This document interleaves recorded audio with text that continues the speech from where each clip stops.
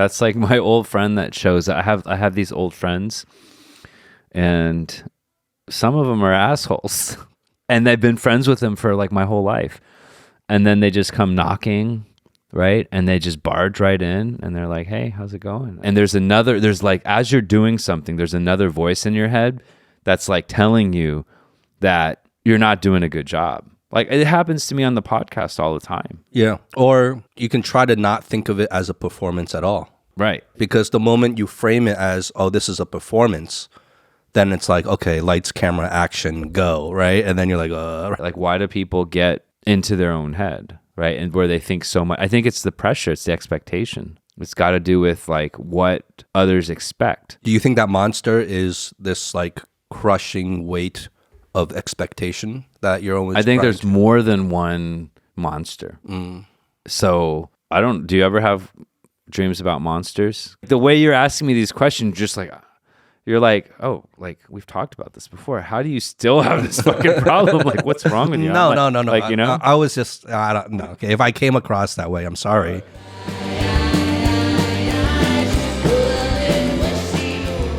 just looking at I was looking at some of my notes here, and this is from September. I forgot about this, and it's like, nightmare of unstoppable monster, fear of repeating tragic patterns. Wait, when is this from? From last month. That was you taking notes about yourself? Me just capturing some of my thoughts, and sometimes when I wake up and I have a dream, like I'll jot it down. So in this particular case, and I vaguely remember it, it was like the nightmare of an unstoppable monster tormenting me. Wait, when did that thought come to you? Was that a dream? Yeah, this was a dream. So you woke up in the middle of the night. Yeah. From a dream or a nightmare, and then you jotted that down. Yeah, because sometimes you forget. It was a nightmare apparently because I captured it, and I vaguely remember, and I can't. It was because it was such an interesting and vivid image. Do you remember the dream? Well, it's just a monster chasing me. Really? Yeah. What do you think that means? Do you believe in like dreams having meanings? Sort of, yeah. Why not? What do you think that meant?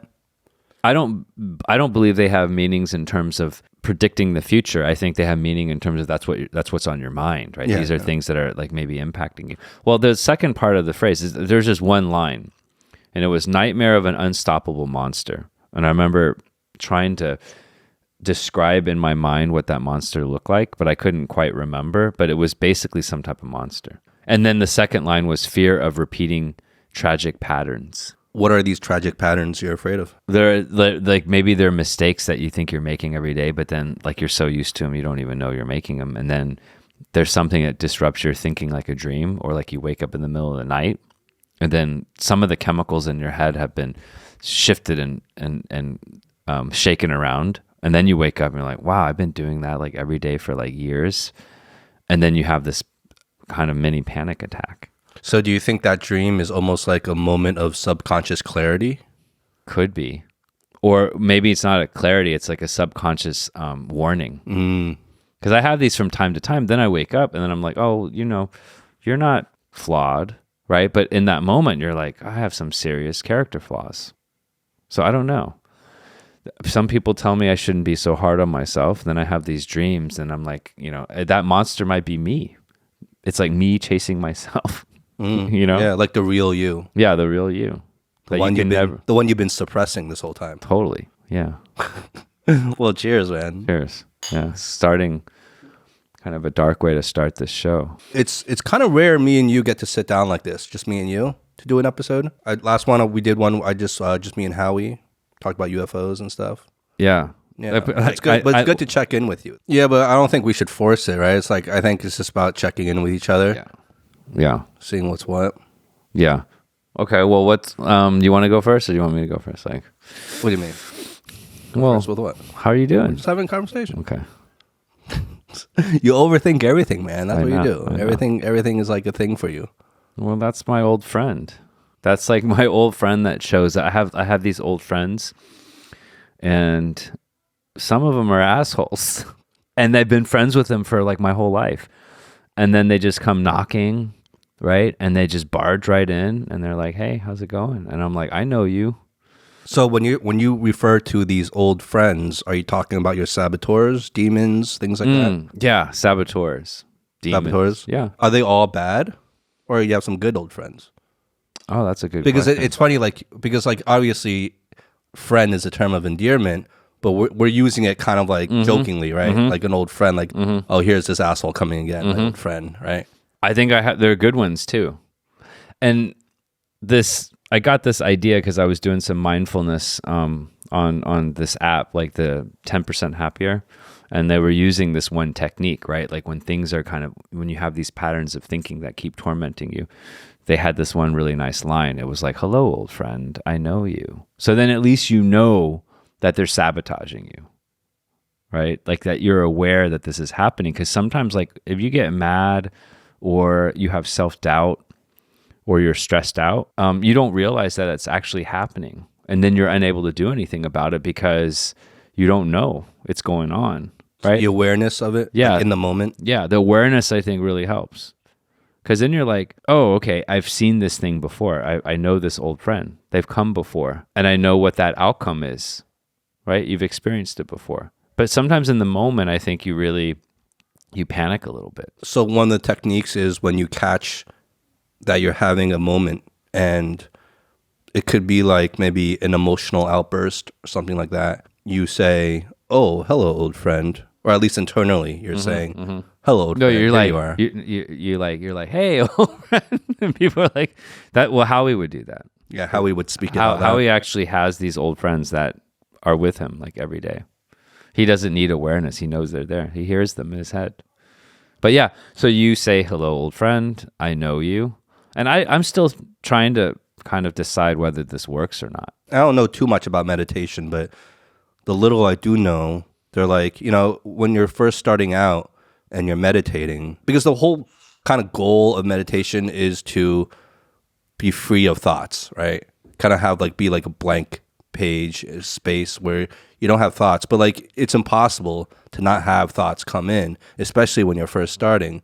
So a technique that I've heard about was when these thoughts come in, it's not like you're trying to block them out. Let them come in, acknowledge it, and then let it go. And then another thought comes in, here you are, let it pass through, right? Instead of trying to just like block it out and shield it out all at once, because you're just never going to do that.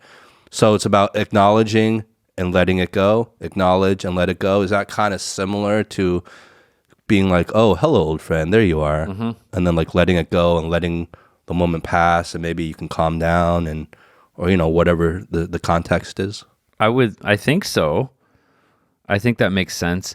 I want to go back to your earlier comment, and you said that it's kind of like not being hijacked like by your thoughts. So I think what I've learned, and I'm still trying to piece it all together because there's different versions, right? Like what Sam Harris says or what Dan Harris says, or all these different people. So I'm trying to experience this on my own and come to my own conclusion. And some of the things that resonate with me are, well, first of all, you're not trying to block or stop anything, because having thoughts and emotions and feelings is part of being human. What you are trying to do is make sure that one of these things doesn't just like completely hijack your system so your whole system freezes. And so like there's a soundtrack that's playing, and imagine like someone turns the volume up a little bit. Have you ever had this situation where like, you're listening to something, you need the volume to go down, but someone calls or the doorbell rings and you kind of panic, and then all of a sudden you turn it like way up by accident, and then you flip it the wrong way, and all of a sudden it's like you can't get it off, right? It's like blaring and stuff like that. And I think sometimes something comes into your brain and then it just takes over your whole system. And the more you try to get rid of it, it like gets even stronger. Can you give like a personal example of that, just so I can like understand what you're saying a little more? Because I kind of get it on the surface, but I don't really truly understand. Like, what do you mean by the volume and it going up, and like I don't really understand. Well, I think the like reference. one obvious one like is doubt and like self-doubt. And there's like lots of reasons that drive that. But have you ever been in a situation where you wanted to perform at a very high level, or you wanted to do something well, or there was certain expectations, and then like you make a little bit of a mistake, or as you're doing this, rather than just being in the flow of things, just being natural and being relaxed, you start thinking about it. And there's like, as you're doing something, there's another voice in your head that's like telling you that you're not doing a good job. Like, it happens to me on the podcast all the time, especially in the beginning, right? Where you're just like, oh, is this interesting? And then you're just like, you've got all these other voices in your head that are going on. And then of course you're going to be distracted, and then it get louder and louder and louder. They then impact your performance.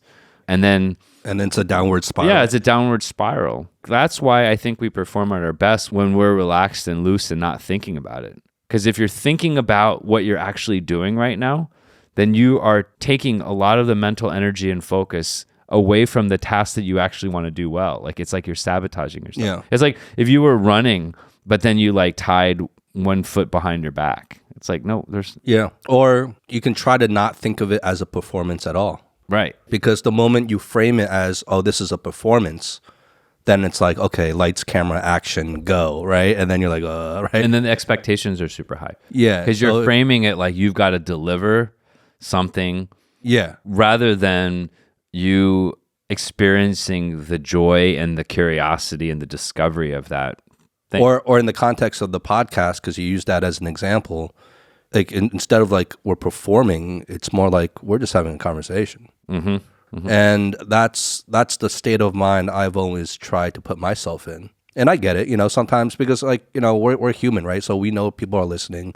We know the cameras and microphones are on, and we want to make it interesting, right? We want to make it the conversation to be something people want to listen to. So that's just human, right? Mm-hmm. And no one can really deny that. No one who's publishing content can really deny that that's in the back of their mind. Or for some people, well, it was in the back of my mind in this episode because the dynamic changed. When the three of us, when Howie's here, and then, oftentimes, our guests come, then it's really easy to shift the focus to outside of yourself, because we're all sharing the weight, right? We're all distributing the weight amongst, like, let's say 4 or 3 people. Totally. But now there's 2 people. Each of us have to carry more weight, right? And we want to come up with something novel and original. Whereas if like you bring on a guest, by definition, there's something not, because we don't know that person. Yeah, no, right? but why is it though? Because this is an honest question, right? Because this isn't the first time we've talked about this. How come? Because like intellectually, we know that putting pressure on ourselves to, let's say, quote unquote, perform reduces the quality of the performance. We know that. Why do you think it's so hard for us to change that then? Well, or not even us, like just people in general. Well, I think first of all, to that last point you made, that this is part of the human condition. It's not just us. And in fact, everyone goes through this experience, and we see it most with athletes, because I don't know if we see it most with athletes. I think we see it most obviously with athletes, because that's like the sports analogy is always going to be like the clearest, most understandable analogy, right? Yeah. I mean that. I think I mean it in both ways. One is, I think we notice it most because they're on stage, and there's a score involved, so you can see their level of performance. So that it's the clearest. So just in terms of being all things being equal, you can observe it. I think the second piece is that there's more pressure with athletes, right? So then they're put into these circumstances more often. But yeah, why? Like, why do people get into their own head, right? And where they think so much. I think it's the pressure, it's the expectation. It's got to do with like what others expect. So when you reflect in the beginning of this conversation, you were talking about the dream and the monster chasing you. Do you think that monster is this like crushing weight of expectation that you're always... I think there's more than one monster. So do you ever have dreams about monsters? Like Anne has dreams about monsters from time to time. Not like literal monsters, no. Not that I really remember. I think, at least not since I was a child. Okay. I think Anne and I literally have dreams about like monsters, like how anyone would think about a monster, like in a film or something like that, right? Like I can't remember. That's gotta be scary. It is pretty scary. Yeah, I can't. That's some weird thing. I can't totally describe it, but I think the word monster is a pretty accurate description. I think there are more than one monster. Stepping outside of that manifestation, like what are the monsters that torment you? Do you have monsters that torment you? Like, what torments you? What old friends pop up from time to time? The way you're asking me these questions, just like, you're like, oh, like, we've talked about this before. How do you still have this fucking problem? Like, what's wrong with you? No. Like, you know? I was just, I don't know. Okay, if I came across that way, I'm sorry. No, I'm just joking. Yeah. But I was meaning it more in terms of the podcast, right? Like, yeah, man, I don't know. I haven't thought about it in a while, but of course I have things that torment me. I think if I'm really to reflect about it, I think it's two things that really torment me. One is similar to you, it's expectation, but it's more like expectation of like who I was supposed to be. And I feel like the me now, the actual me, is pretty far away from what I thought I would be or could be. Maybe even far away from what my parents thought I should be. And to me, if I'm being honest, it's a little disappointing. I'm not disappointed with my life. I have a great life. I live a very privileged life.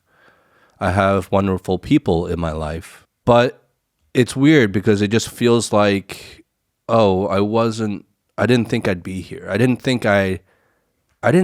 This wasn't the path, this wasn't the plan. And I know that's kind of silly to say, but there's a little bit of disappointment in that for me. And then I think the second thing that torments me most is time. As we get older, time seems to move faster, and the people you care most about, some of them, their time left is getting shorter. And there's all sorts of implications with that, not just that they might not be in your life anymore, but it's like you feel like maybe there's all these unresolved things, unresolved thoughts and feelings that you have not communicated with them in some way or another. And that you struggle, even knowing that fact, you struggle to communicate that even still in the present. Mm-hmm. And it's this, I don't know, it's just weird thing of like not knowing what to do about it as time is slipping away. That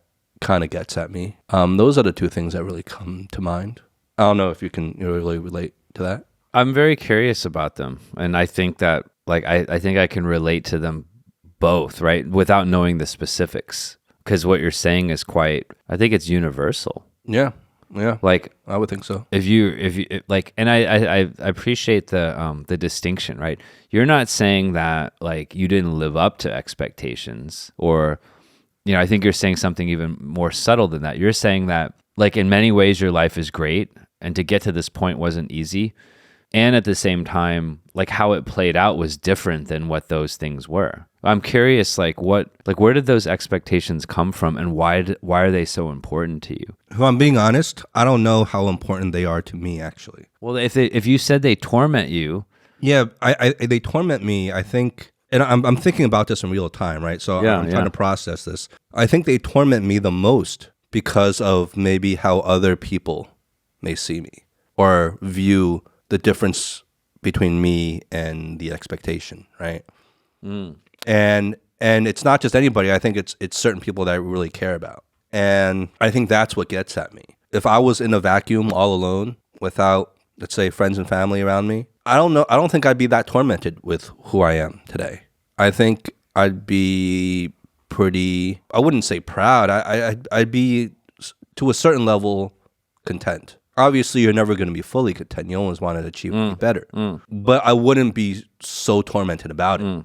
I think it's the expectations that maybe other people had for me and the feeling that maybe I let those people down. I think that's what's really at the center of it. It's interesting because I recently was reading a book around how emotions impact certain states that you have. And there was a reference to the words guilt and shame. And those are both terrible feelings. And the takeaway that I had at a very high level was that guilt is when you feel like you let people down. And then shame is when you just think you're a bad person. So shame's even worse than guilt.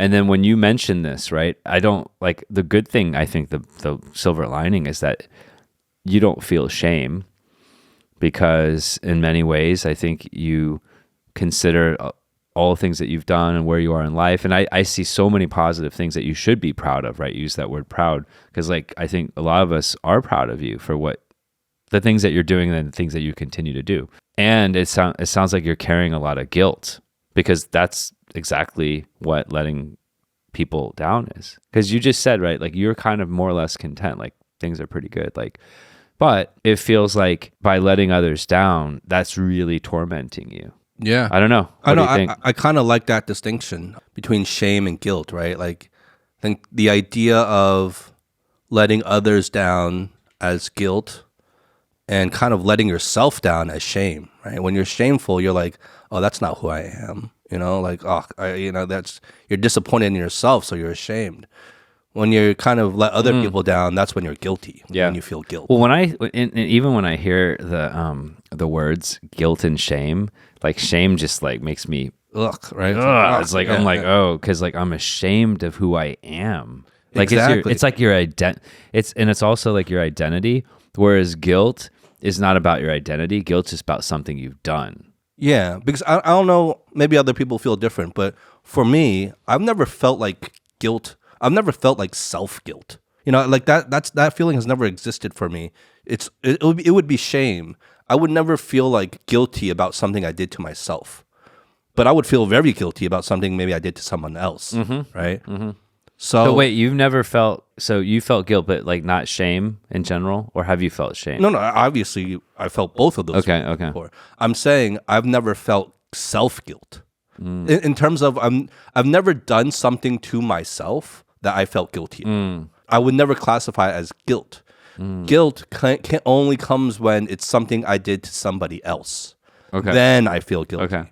But if I did something to myself, I wouldn't feel guilty about it. I might feel ashamed about it, but I would never feel guilty about something. I think that lots of things probably more fall like when it's external, right? Like what you're saying, the guilt. But I do feel like sometimes I feel guilty if like I've eaten something that's unhealthy or something, and I've done that to myself. No, but see, I for me that's shame. No, You know, I it's feel not shame. No, like I feel like if I binged at like after a hard night's drinking, 2:00 in the morning on like chili cheese fries, right? Like I feel ashamed about that. Okay. I don't feel guilty about that. I want to draw a distinction. I think there's a distinction. I want to draw a distinction because I also think that you can have guilt of something you've done, and you can have shame if that becomes like a pattern, and then like you have an issue with your own identity. So for instance, for me, in general, at this point in my life, I eat relatively healthy. So I don't have any shame aspects because I generally keep it under control. But from time to time, even weekly, I'll have a bad meal, and I've trained myself to focus on my health. So at this point, I'll feel a little bit guilty.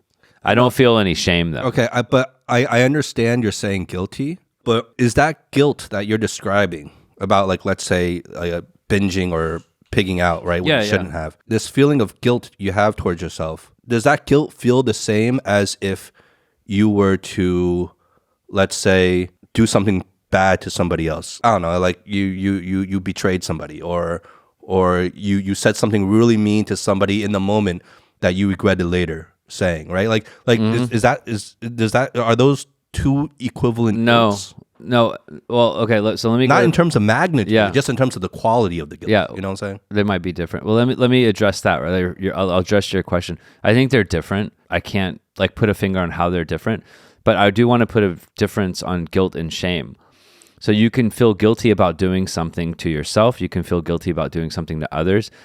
I think the distinction is that shame is like then when you think that you're a bad person. So for instance, like, okay, I ate all this shit, and it's like, oh, it's because I'm a loser, right? And it's like because I have I'm a really bad person. But I don't feel that way in terms of some of these habits. But when it comes to like letting other people down, or I see repeated behaviors, like going back to the monster, where you over time you stop noticing these things. Everyone has a personality. Everyone impacts others in a certain way. We all know people that impact others in maybe like a negative way where people will talk about that person behind their back. But that person's not like oftentimes aware of that, because if they were aware of that, they probably go and fix it.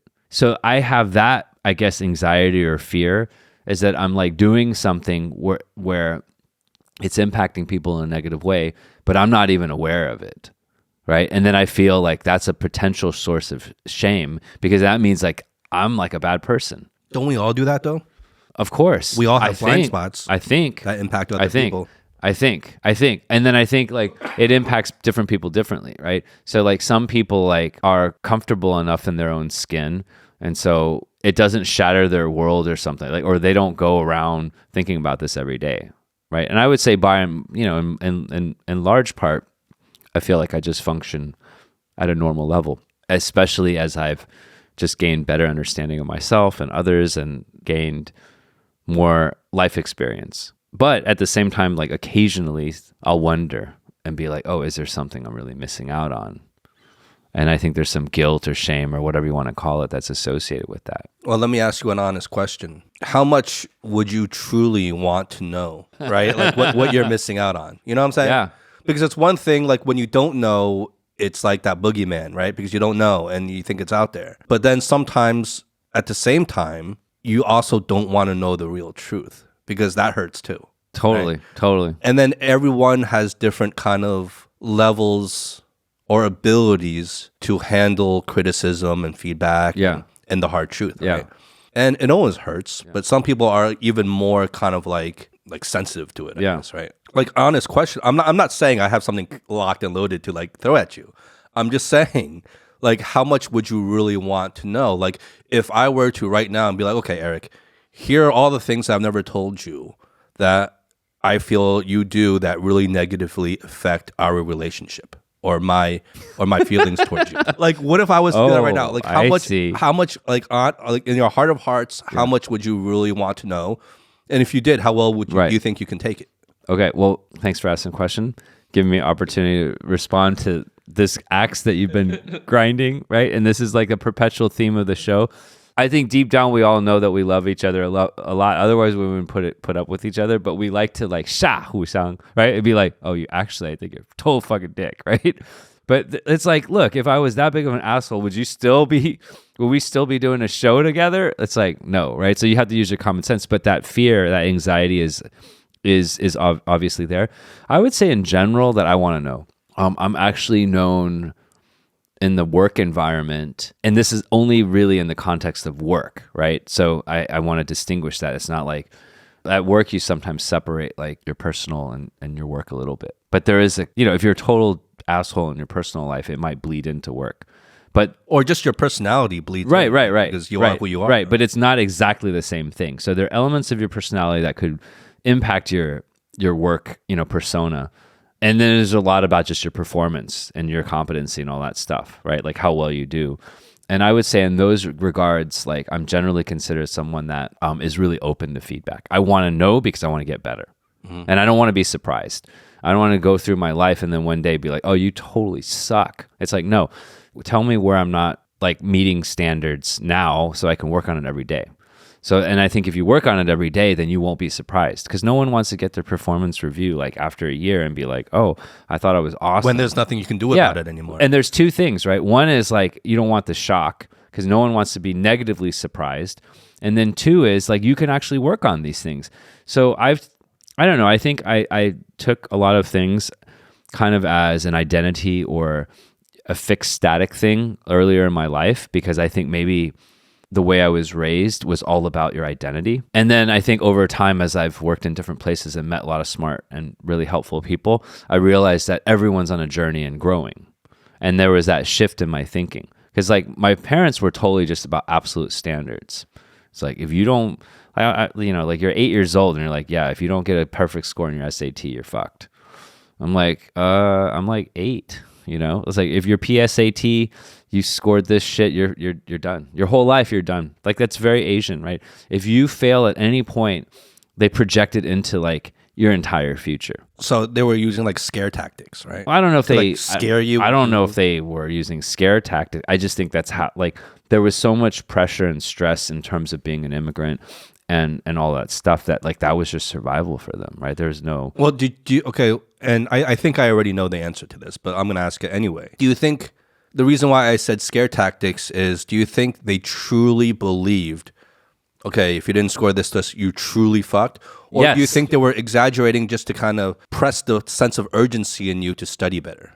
I think it was a Because combination. parents do that too. Yeah. I don't think they were like that sophisticated, right? I think a lot of I think it was both, but I think a lot of it was just like when you are on the brink of sort of your life going in different directions in their circumstances, being immigrants, not having grown up in a wealthy country like even in the US, there's like the Depression and all this stuff, right? I think sometimes like they just have to simplify things and be like, you've got to go after every scrap. Going back to this idea of scare tactics, there are, we talked about this in a previous show, I think, like the carrot and the stick and some of the differences we had growing up in different cultures and even generalizing to like Asian versus Western. And I think like you can't just look at like geography, you also have to look at time. Because if you flip back like 100 years and the US, they're way less liberal than China is even now. Yes. Right? 100%. Like Anne's parents were like hella liberal, like as liberal as any Western family. And we forget that all the time. Yeah. We forget that like kind of a lot of societies take the same path. We're just at different stages on that path. Totally. And we like to take these snapshots of what it is today and make all our judgments based on that. And it's just like this is not accurate and it's unfair. We forget all the other factors, right? We like simplify to one factor, like where you're from, but really it's like where you're from, who your family is, like the actual parents that you have and their grandparents and their parents and all that stuff, the timing. There's so many different factors, but we like to sort of generalize.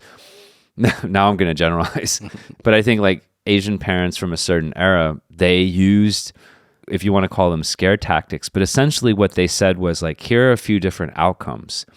Now, rather than highlighting the desirability and the appeal and of like a good outcome and encouraging you, they used the reverse approach, right? And they basically said like, if you don't do these things, then this negative thing is going to happen to you. It's kind of like two sides of the same coin. Different people respond in different ways. Some people respond like they really respond to like getting a kick in the ass. I learned over time that I do respond that way sometimes, but I prefer to be motivated and encouraged and recognized. And I don't like that pressure, although I can perform. And then what has ended up happening is I've internalized it. If I had people around me, like these old friends, like let's go back to that, and they were like negative and beating me up all the time, I would like rebel. Like I can't even deal with that shit. I would just run. However, I still do that to myself. So when you look at some of the habits that I built out and routines, it's still like motivated by scare tactics. So rather than me like, finding the joy in something, sometimes it's more, if I haven't worked out today, I'll just start thinking negative thoughts. I'm like, you fucking loser. Mm-hmm. You're going to get this and that. You're going to get heart disease. You better work out or you just wasted your whole day. So there's certain things I still use those pressure tactics on myself, although I would not take that from any other person. And and I've said this before, look at the people around me. I've built a whole community network environment of positive and encouraging people that are like good-hearted. Mm-hmm. You know what I'm saying? Because I think I was exposed to enough harsh things growing up that I just don't like that kind of food kind of thing. Right. Yeah. I gravitate, but I still do that to myself inside. So all of these old friends that we're talking about, like they're inside of me, they're in me. I can't get rid of them sometimes. I wonder if all motivation can be boiled down to a root emotion of fear. If you strip everything away layer after layer, do you think all motivation can be boiled down to some sort of fear? My immediate response would be no. I think that like without being super well versed in like brain chemistry, I think that there are parts of your brain, the higher level parts of your brain that respond to other things. And fear, like your amygdala and certain things, that there's certainly a very, very consistent response that most people have. But I think there's many different types of motivation. And we use this, sort of technical term. If you read about this stuff, it's called valence. And if you think about valence, it's like in chemistry, you use valence like a positive charge or a negative charge. In psychology, my understanding is that valence has like, you can have positive, negative valence. So certain things can have a positive valence, meaning that they appeal to you. Like you want to go do them. Like you want to go to Disneyland. I don't think there's any fear in like Disneyland, right? It's like you go to Disneyland and you're like, wow, I'm excited. And I think that's what we're talking about when we get on the show is like when we're really joyed to do something. I think joy is one motivator. And then there's another thing with the negative valence, which is fear. And then different people in positions of power, like your parents, based on how they were raised, right? Remember Steve Shi? Mm-hmm. And so they might employ different motivating things because like everyone who's in a position of power wants to get the people that they control to do something. And it can be very positive intent. Like my parents wanted the best for me. And I think overall they did, I'm very grateful. At the same time, they use a lot of negative valence things. Mm-hmm. I don't like that shit. I don't want to do that. Yeah, maybe. I don't know. Like what about you and, you're a kid, right? Well, what about? Do you use scare tactics? Like, I mean, he just turned 1. Yeah. What scare tactics? No, some people, I don't know. There hasn't he literally just turned 1 year old. He's only been alive for 1 year. I can imagine Howie using scare What kind of scare tactics am I using? I don't know. Who knows? No, but I just think like going back to the motivation thing. I think motivation is a very complex and layered emotion. If you were to really break it down. Is it an emotion? Well, not emotion. I guess a feeling. I don't know how you would describe it. I think on the surface, some motivations can be look very simple and look very basic. I'm motivated to do well in my job. I'm motivated to lose weight. I'm motivated to exercise more. Whatever your motivation is, right? Wait, hold on. And there's different degrees. Well, I wanna maybe put a finer point on it, right? So like losing weight or these things, I think that's the outcome. And the actual motivation or the motivating factor, I think that's something, it's separate. Yeah, and I agree with that. Like there's an outcome, and then there's like the actual emotion or feeling or whatever it is. That's why I feel it's more complicated than we think, and it's more layered than we think, right? Mm-hmm. Because even your example of like, I want to go to Disneyland, right? I knew you were just using that as just like a random example. But we all have our Disneyland. I'm arguing that there's something that we all like when I was thinking about coming to the show today, and I thought Howie was coming. I didn't know that I was just gonna be stuck with this awkward conversation with you. I was excited. And then I thought, I was like, oh, like all the comments you made about like, let's make sure that we have fun on the show. Like we never want it to feel like it's a burden or an onus or whatever. And it just rang so true to me. It's like, we've set up this environment, like it's pretty chill. And it's like the three of us, our friendship that I really enjoy. Cause like you and I, or me. So you only enjoy the three of us friendship, not the two of us friendship? It's like my experience with us is generally with the three of us. And if anything, outside of that, the second most is like me and Howie. Mm-hmm. So I actually feel in general the most comfortable with the three of us, but I also feel reasonably comfortable with Howie one-on-one. And the least comfortable with just me and you. Relatively speaking. Yeah, but more comfortable with you than like 99.999% I get of the planet, right? Yeah. And because just amongst the dynamic. But like, here's the funny thing. You and I we've actually never hung out alone, hardly ever. Like, have we ever had like lunch or dinner together? Because our friendship is, I don't know, like, it's like we're really, really close. Like I've said this so many times. It's like, I don't know why I always felt connected with you, but we weren't actually that close, even when I was in Beijing.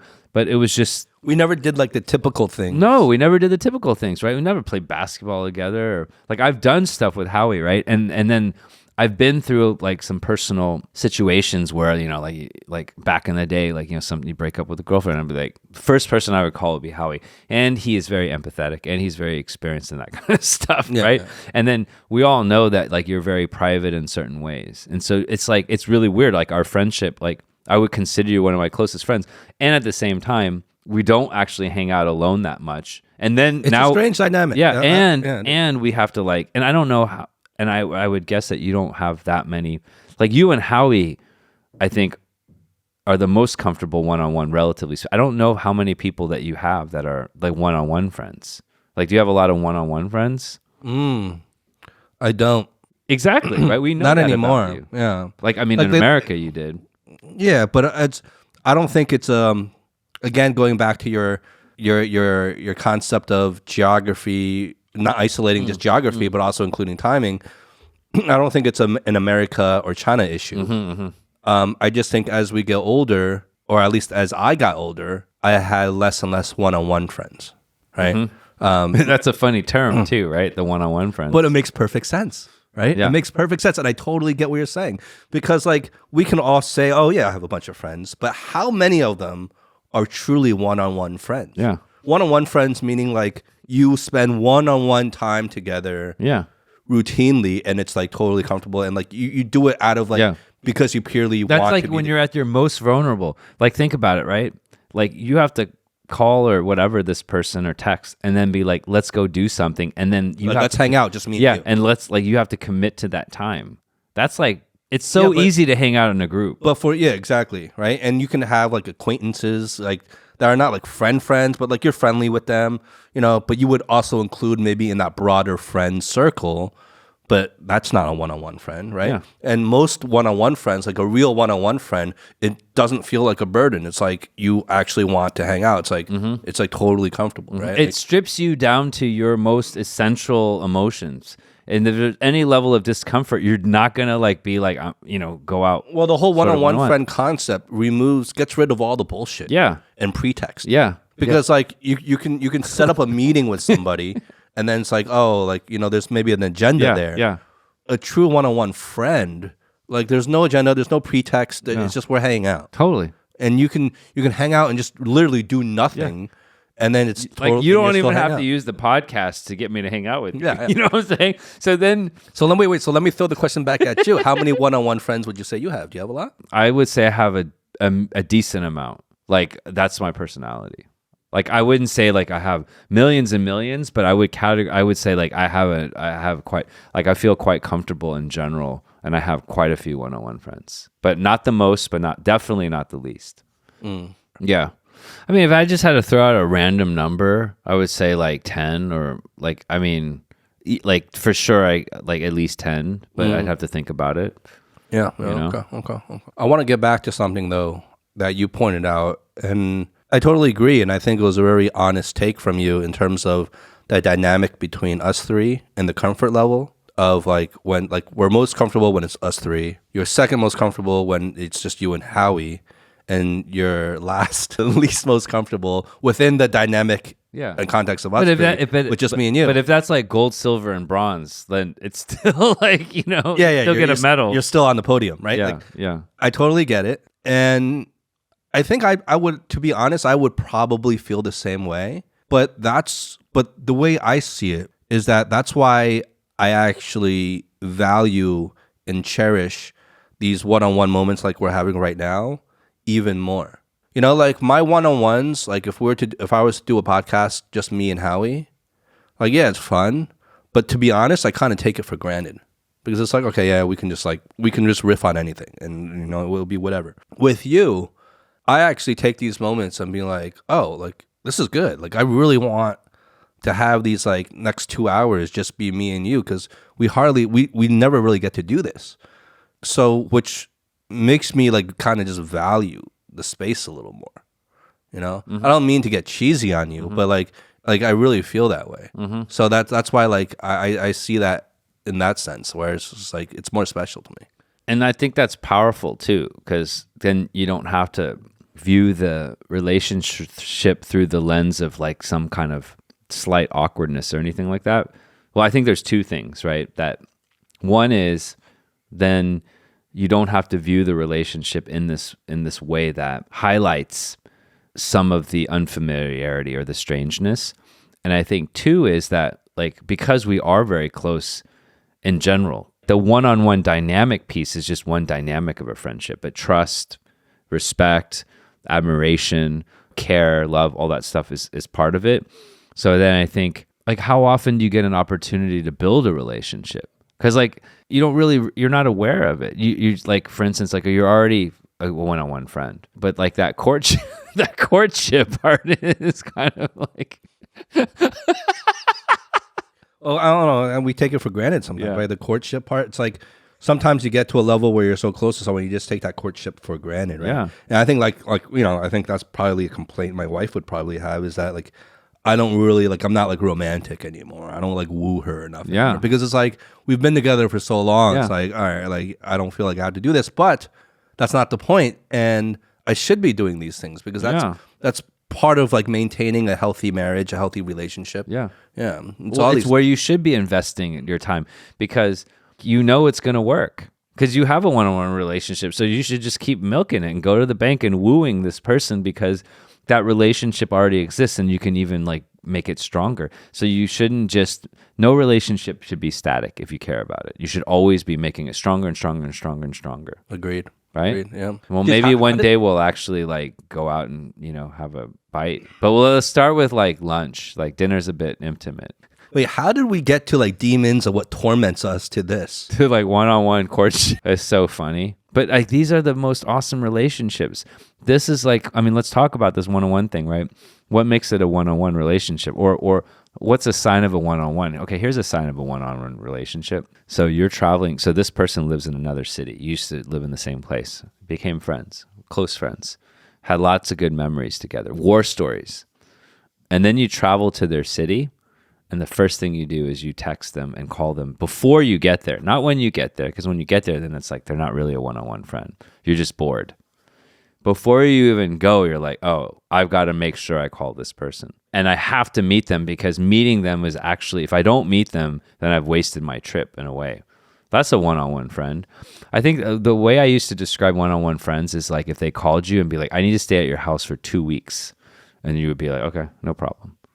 That's a one-on-one friend. Yeah, that would qualify for a one for sure. Yeah, yeah. So now if I think about that definition, it's like 10 to 20. But of that 20, there are some that I might not have seen for a while. But that's a fraction of the definition to me because you're just, you're using one kind of example. No, that's just one factor. Yeah. Like you have to have had like life experiences together. You have to have maybe confided in them in certain things. Like they know stuff about you maybe no one else happens to know because in that moment you spent enough time where you confided in them and then you know about them.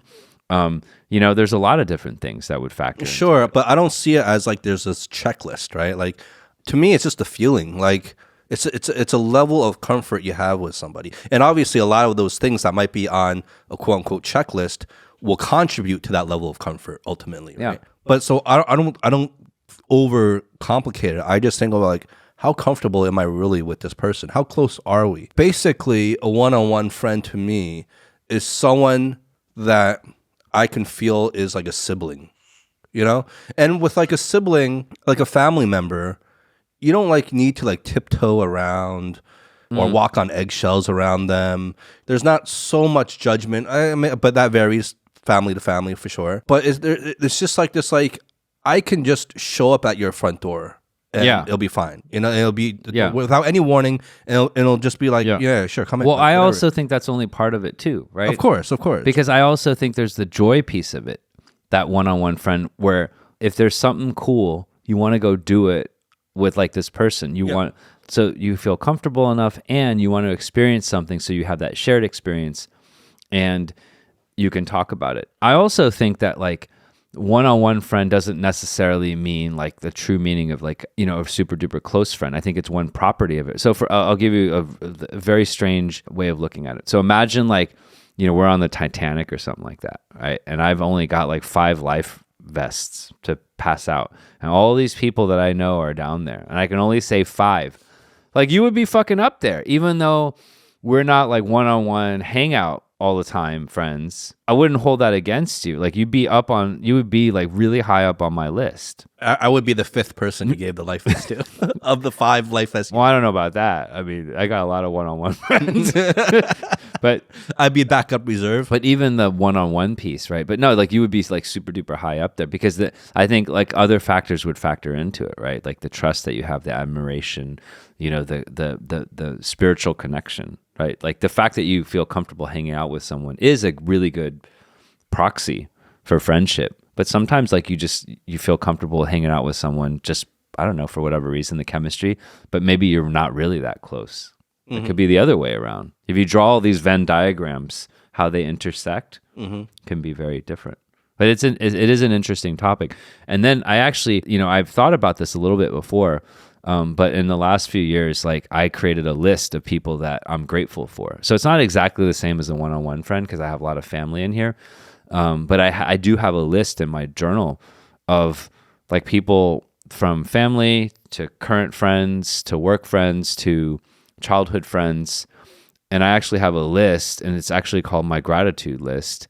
And I don't reference this as much as I should, but I think it's important that you jot down some names and then really make the effort to stay in touch, because I think that's part of joy and happiness and fulfillment in life is like not to spend all your time working on something and trying to achieve something, but actually just looking at all the people in your life and checking in with them and building a relationship and spending time with them. Yeah. But I actually have a list now that I'm looking at it. I have a list. Yeah. How many names do you have on that list? Well, it's got family. It's there's quite a few people in here, and I'm looking at some of them. I'm like, oh my God, I haven't talked to that person in a couple of years, right? And then I see one name on here, like a girl that I knew since I was 6 years old, and to her credit, we grew up in the same neighborhood, same school. But the last few years, she's reached out and she's gone and visited my parents, and she's on my list. And I'm like, I'm really grateful that this person that I knew for so long is still sort of like we were never really one-on-one friends, but I've known her the longest. And she recently like actually stopped by my parents' house. My mom saw some stranger roll up, and luckily it was a girl, and she was just like, I don't know you. She like shut all the doors. This girl's like, hi, I know your son. And my mom's like, this is like, some scam, some religious cult. Right. Cheers, man. Yeah, cheers. No, I wanted to, because I've been holding this in since the beginning, because we started off with asking each other like what torments us, right? Then you asked me. I never got to ask you. Well, we didn't even unpack like your shit. Like the stuff that torments you is so strange. Yeah, but I mean, we need like multiple episodes. You need therapy. It's like, why do you like? Okay, I'll just be. But I think you're trying to deflect. I'm trying to use. I want. Sometimes it feels good to practice fundamental attribution error. It feels good. It's like, hey, I want to be judgmental. Yeah. I just want to judge you. It's like, well, why do you let other people dictate your life, dude? No, I mostly don't. That's why if I let other people dictate my life, I wouldn't be sitting here right now doing a podcast. No, I'm saying, why do you let people, like other people outside of kind of your own self, torment you then? And you don't? I think there's a nuance. I don't think that I let others torment me as much anymore. But then I've just internalized their torment, and then it's just like I just torment myself. You know what I'm saying? It's like so. If I think specifically, I don't know who you're referring to, right? But like if I think about my family, I'm not tormented by my family one iota. Mm-hmm. However, I think they did the ultimate inception, and they just planted their expectation into me. So now I just torment myself. Isn't that kind of ironic? So what torments you now? Okay, so the old friends that torment me now, one is self-doubt sometimes of like not being good enough. Because like my programming, right? So like all that childhood torment then programmed me to have certain expectations of myself. So then now those are embedded in me. And I think I have high standards. So inevitably then, you're always pushing yourself to get into a group or a club or a podcast or whatever, where like there are expectations, and then like you worry about, are you validated? Yeah, like, or are you making mistakes and you don't belong? Yeah.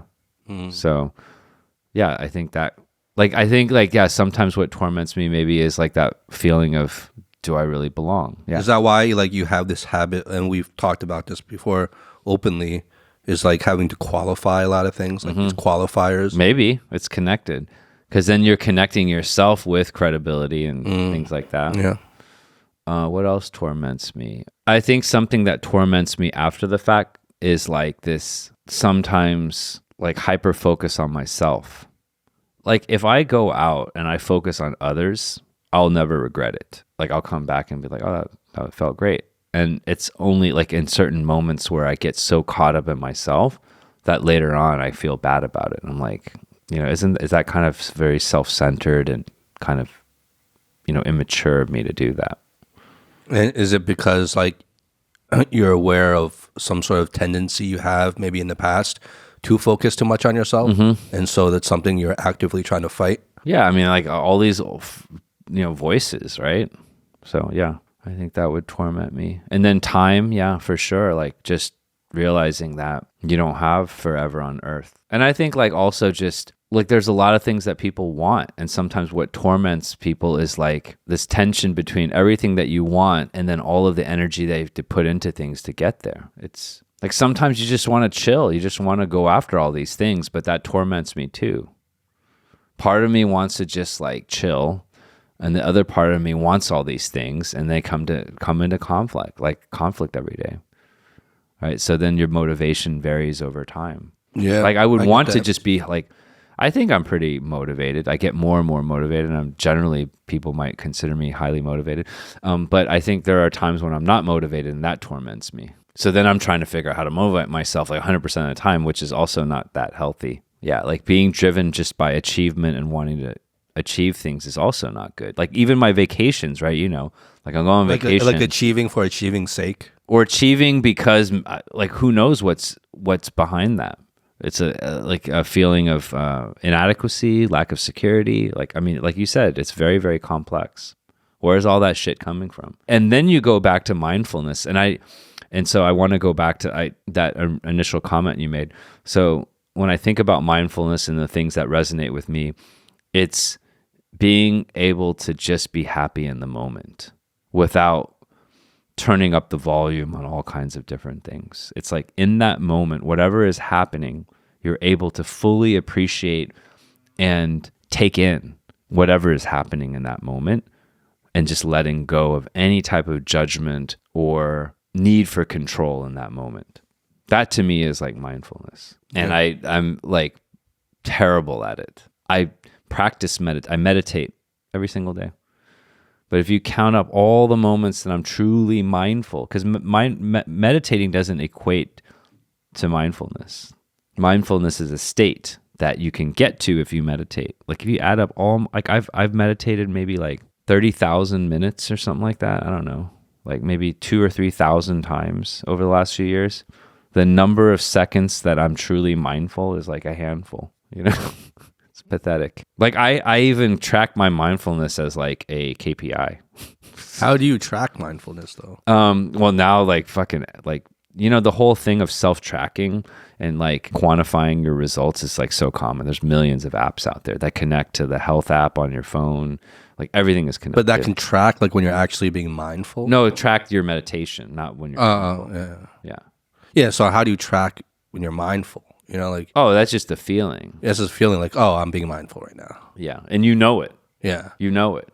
Because in that moment... Because that's the very definition of being mindful. Yeah, you feel... Yes. If you don't know you're being mindful, then you're not being mindful, right? And if you don't feel it, but it's like, because it's a nice moment, right? I mean, some people like, they like, I don't know, Sam Harris will be like, oh, it's like freaking this and that, right? But I think when you are mindful, you get close to that state, I think you do experience a little bit of joy, because I'm always rushing. I think most people in modern society are just rushing. You're just trying to get through everything. It's like, I'm always moving on to the next thing. I'm never just doing things to be in the moment. I think sometimes when we're on the podcast, I think we're actually mindful. Mm-hmm. If I have to think about when am I most mindful, it's two things. It's one, when I'm running. Even when I'm running, I'm stressing out sometimes because I'm like, oh, this kind of hurts. Or I need to get to 40 minutes, right? Mm-hmm. But I think maybe the podcast is the medium in my life where I get to mindfulness the most. I'm certainly, I think, at my most mindful on the podcast as well. Yeah. Just being happy with like whatever that's happening in the moment without wanting to have a different moment. Yeah. Yeah. Right? Yeah. Without thinking of the next moment. Yeah. Right? Like, cause we're in here. There's phones off, nowhere else to go. Yeah. We are like this, whatever is going to unfold is going to unfold in these couple hours, and you're just buckle in for the ride. I mean, like, there's no other thought than the conversation itself. Yeah. And then also I think like the way I've heard mindfulness described, or just in the state that you want to be in, is also defined, like they define the opposite of it, like what's not mindfulness, right? And what's not mindfulness is like you're not content with this moment and you want a different outcome. Like, I'll give you an example, right? Like, let's say you're in a car and you're trying to get somewhere. Not being very not mindful is like you're stuck in traffic and you just want to you want that car to like teleport to where you need to go. That's like the opposite of mindfulness. You're so frustrated in the moment that you want something different. So I think it's like most of our lives we're not mindful and we know what that feels like. But obviously you've studied this stuff much more than I have. My question is, in order to be mindful, is the prerequisite that you have to be content with the moment? I think you have to accept it. I think acceptance. So there's a difference. There's a big difference between accepting and being content with something. Yeah. Right? Like you cannot be content with it. Like I'm not happy about this, but I accept it. Yeah. And then you just live in it, but you're not content. Right? There's a difference there. I think you make a super good point because they're obviously like very bad. There are many bad experiences and circumstances in life. And I think that mindfulness, one goal of mindfulness is to make sure that things aren't worse than they need to be, right? So I agree with that. you. You're right. not the one making it worse. Right. Yeah. Through your own thoughts and feelings. 100%. Yeah. So I think absolutely. That's a really important point. Yeah. It's not about being just content. I think the argument then to maybe let me kind of correct what I was saying earlier is that like in the modern world that we have lots of opportunities to be content, but because we don't accept the moment, we're actually like preventing ourselves from feeling that contentment.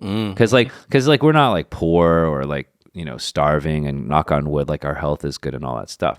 So most of us have an opportunity to have much more contentment if we could practice mindfulness. Yeah. Right. And then it's even more important. Let's say you really are suffering, like things are really fucked up. Then mindfulness, arguably in those moments, is even more important than in the good times, because then you really need something to help you accept things. Yeah, it's cool to talk about mindfulness, right? It's just here's the thing. Think about it. Because we've mentioned the term mindfulness so much on this show. Yeah. And to be honest, I always thought I kind of understood what it means. But I think today it's like, it's peeling back a layer of like, oh wait, like it's, maybe I don't really fully understand what it means, right? And I'm just taking the term for granted, like, oh, mindfulness, being in the moment, whatever, right? We throw out these catchphrases and we think we know what it means, but what does it truly mean to be mindful? I think it takes a lot of reflection and thought to really kind of try to understand. And as you were talking before, a great visual came to my mind in terms of, the kind of difference between being content with something and accepting something. And it's like the idea, like we're all going to go through turbulent times. We're all going to have ups and downs in our life. We're not going to be able to prevent that.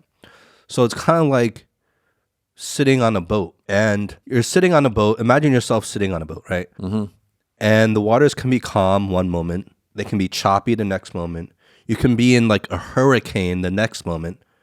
And there's literally nothing you can do about that because that's the ocean. You're not going to control what the ocean does and the weather and all that.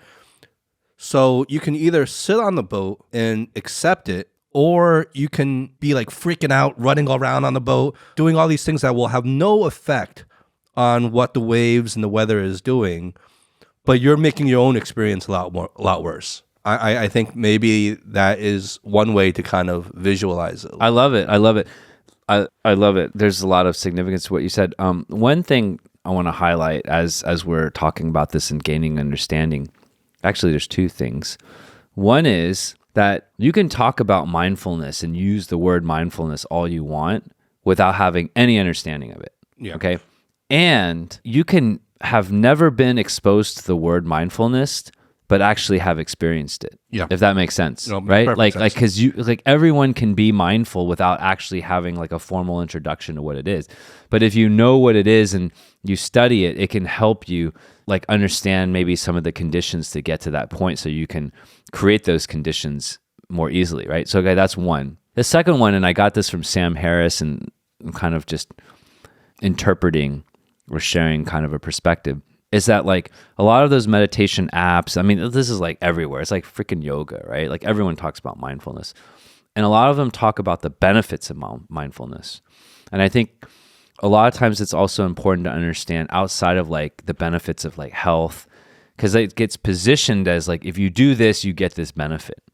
But there's like a core intrinsic value of mindfulness is as a state, like independent of the health benefits, independent of reducing stress. And that's what Sam Harris calls out, is that like, this is a great state of being. Like it's like the optimal state of being. And then you get all these other benefits, right? The others are just kind of like additional perks you might get. Yeah. But it's not the core essence. It's not like the core benefit is the mindfulness itself. Yes. And all these other things that come along with it just happen to be nice kind of add-ons that also come with it. Or a result of that, right? It's a causal thing. It's almost like mindfulness is just the core condition of being human. Like it's like stripping away everything, Buddha under that tree, and then he just realizes that, okay, there's shitloads of fucking suffering. Like a core part of human condition is suffering. And like there's mindfulness, right? It's just like getting the core essence of being like human, like stripping away everything. Now, I use 3 different apps. One is called Headspace, one is called 10% Happier, and one is called Waking Up. And so like I'm maybe like some people would know this, right? So I'm not trying to be technical for any, but Headspace is like a very popular app and they use a lot of cartoons. Your analogy of like the boat is probably is similar to some of the analogies. They have like all these really crazy cool analogies and they use cartoons, so animations in the app. And it's kind of like conceptual that way. So you can see like an ocean, I think there is one, and they have like hundreds of animations. Mm-hmm. And that's like a lot of people, it appeals to people. The one that I learned when I started using it was like, it's the analogy that Andy Puddicombe is the founder of the company. He says, imagine you're just sitting and there's like this cartoon visual. You're sitting there and then you see like a road of cars. So being mindful is just seeing all these cars pass by and then not going out and then running into the road.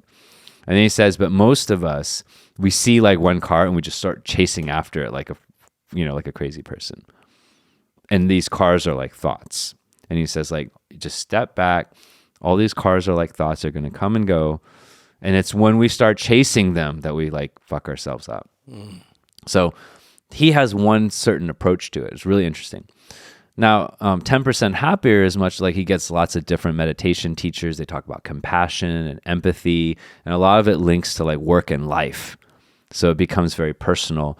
And then Sam Harris, like, he takes like a very, and sometimes a very neuroscientific way of like analyzing, okay, this is how the brain works. And so it's very interesting. Like everyone has different approaches. So I think going back to what you said, it's like you thought you might have understood this, but maybe you realize that your understanding isn't quite as deep as you thought.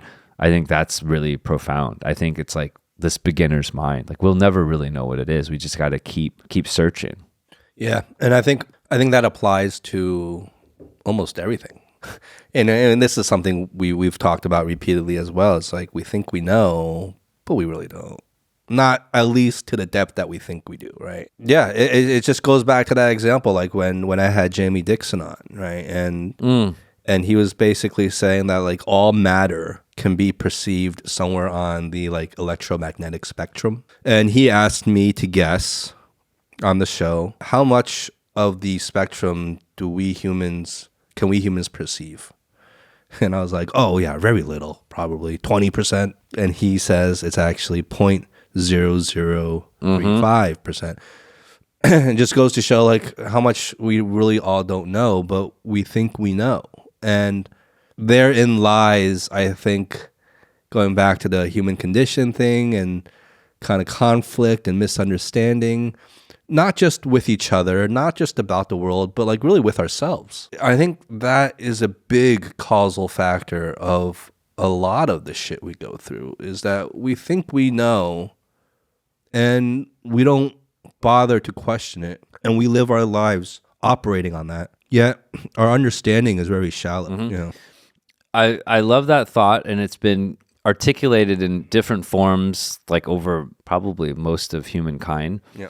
The one that I love is from Mark Twain, the American author, and he has a point of view on this thing of like the limits of our knowledge and what the implications are. And I love this, right? Because it talks about the impact. He says, it ain't what you know. it ain't what you don't know that gets you in trouble. It's what you know for sure that just ain't so. Yes, I remember that quote. I love that quote. Yes. It's not the fact that you don't know shit because we don't know shit, right? Like that's part of the problem.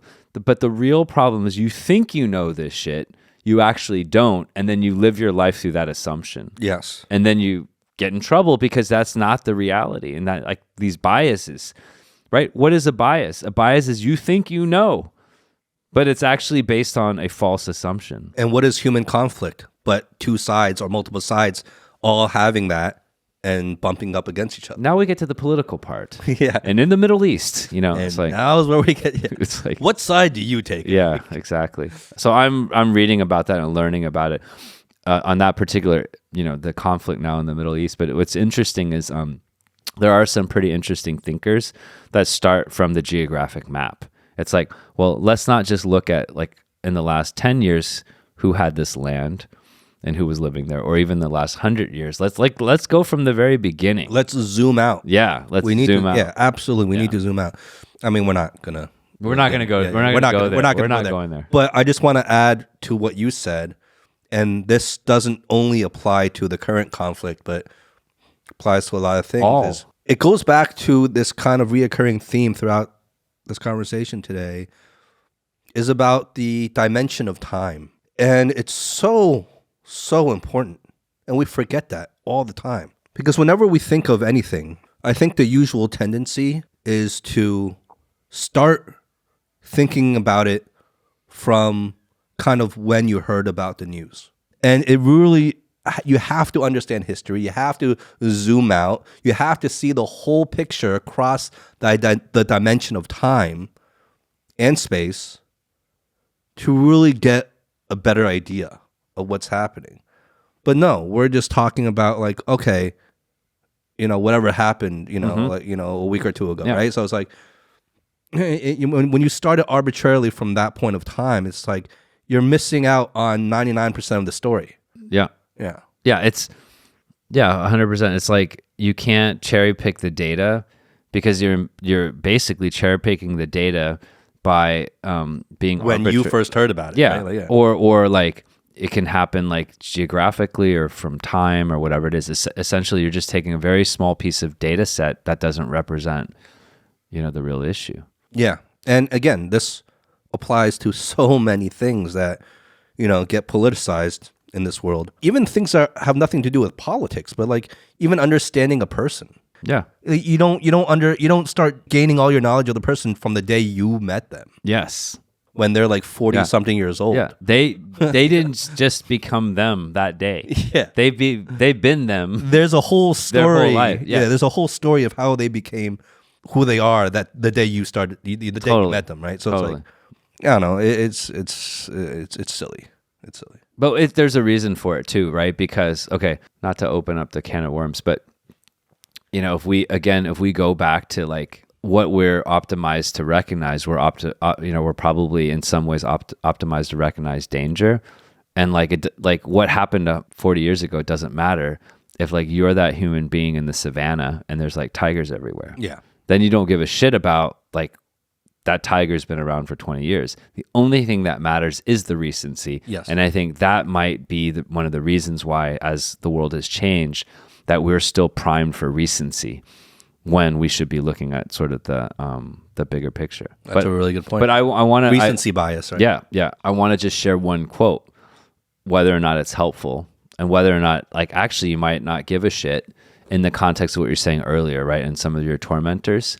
Because I believe that you should live according to like what you want, not what others want.